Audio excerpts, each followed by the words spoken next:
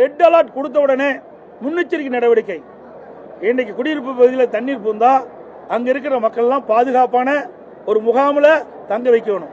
விழுப்புரம் மாவட்டத்தில், கடலூர் மாவட்டத்தில் எந்த ஏற்பாடும் செய்யல. அதோட குடியிருப்பு பகுதியில் தண்ணீர் பூந்தா அவர்களுக்கு தேவையான உணவு, குடி தண்ணீர் இந்த வசதியை செய்து கொடுக்க வேணும்.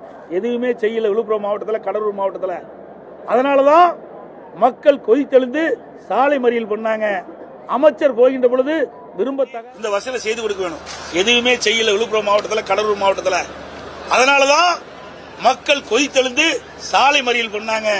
அமைச்சர் போகின்ற பொழுது விரும்பத்தகாத சம்பவங்கள் நடைபெற்றது.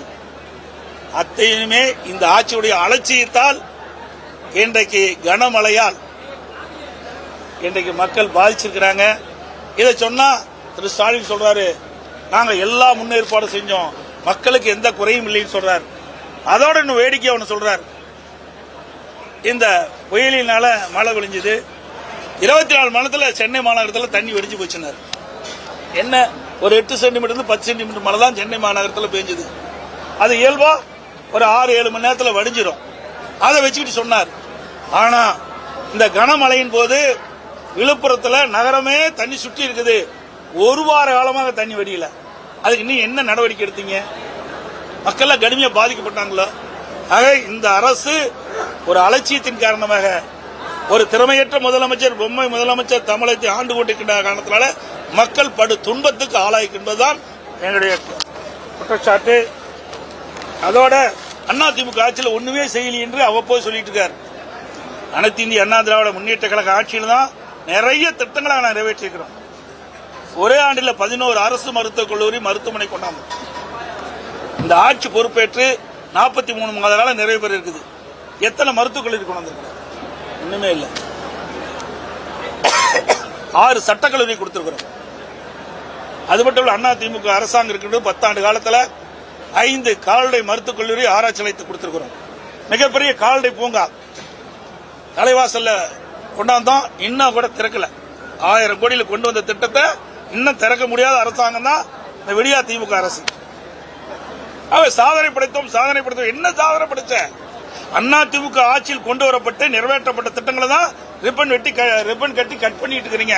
அது பல திட்டத்தில் கிடப்புல போட்டீங்க. நீங்களும் செய்ய மாட்டேங்கிறீங்க, நாங்க கொண்டு வந்த திட்டத்தையும் நிறைவேற்ற மாட்டேங்கிறீங்க. இப்படி மக்கள் வர ஆட்சி தான் இப்பொழுது நடைபெற்றுக் கொண்டிருக்க என்பதை நேரத்தில் சுட்டிக்காட்ட விளைகின்றேன்.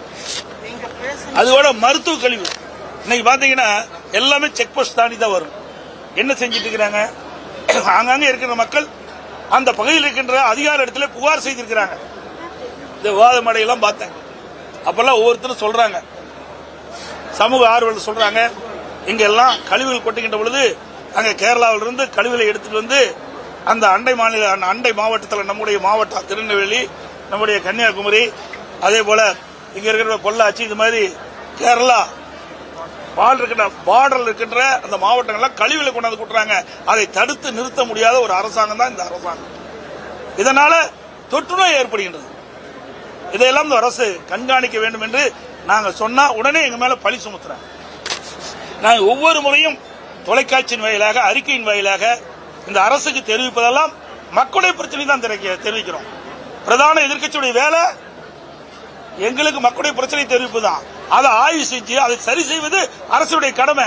ஆனா அதையெல்லாம் விட்டுட்டு வேண்டுமென்றே திட்டமிட்டு எங்க மீது அவதூறான செய்தி தான் வெளியிட்டு இருக்காங்க ஒழிய மக்களுடைய பிரச்சனையை முனை அளவும் கண்டுகொள்ளாத ஒரு அரசாங்கம் இந்த விடியா அரசாங்கம். நீங்க திமுக அரசை மட்டும்தான் விமர்சிக்கிறீங்க. எந்த நிலையில மத்திய அரசுக்கு எந்த விதமான விமர்சனமும் நீங்க வைக்க மாட்டீங்க. மத்திய அரசு மேல எந்த குற்றச்சாட்டுகளையும் வைக்க மாட்டீங்க. உங்களுக்கு அதற்கான தைரியம் இல்லை என்று ஈரோடு கூட்டத்தில் முதலமைச்சர் ஸ்டாலின் பேசினாரு. அதுக்கு உங்களுடைய பதில்? சரி, இந்த அரசாங்கம் மத்திய அரசை என்ன எதிர்த்திருக்கு? 43 மாத காலம் ஆகுது. திராவிட முன்னேற்ற கழக அரசு அமைச்சு 43 மாத காலம் ஆகுது. 43 மாத கால ஆட்சியில மத்திய அரசாங்கத்தை எங்க எதிர்த்திருக்கிறாங்க சொல்லுங்க.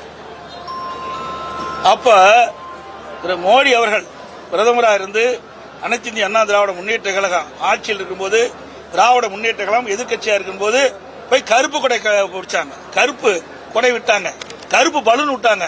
இப்ப வெள்ளக்கூடை போய் பிடிக்கிறார். வெள்ளக்கூடை வேந்தன் இன்றைய முதலமைச்சர் இவரா பேசுறாரு வீரவசனம். இன்றைக்கு கூட்டணி வைப்பது இந்தியா கூட்டணியில ஆனா திரு கருணாநிதியுடைய நூற்றாண்டு விழா நானே வெளியிடுறாங்க. யாரை கூட்டியாந்து வெளியிடுறாங்க? மத்திய அமைச்சரை கூட்டியாந்து விடுறாங்க.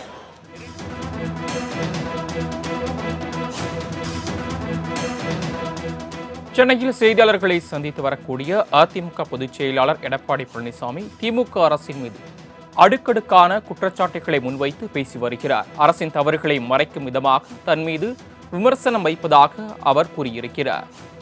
மேலும் மக்கள் பிரச்சனையை தற்போதைய அரசு கண்டுகொள்ளவில்லை எனவும் குற்றம் சாட்டியிருக்கிறார்.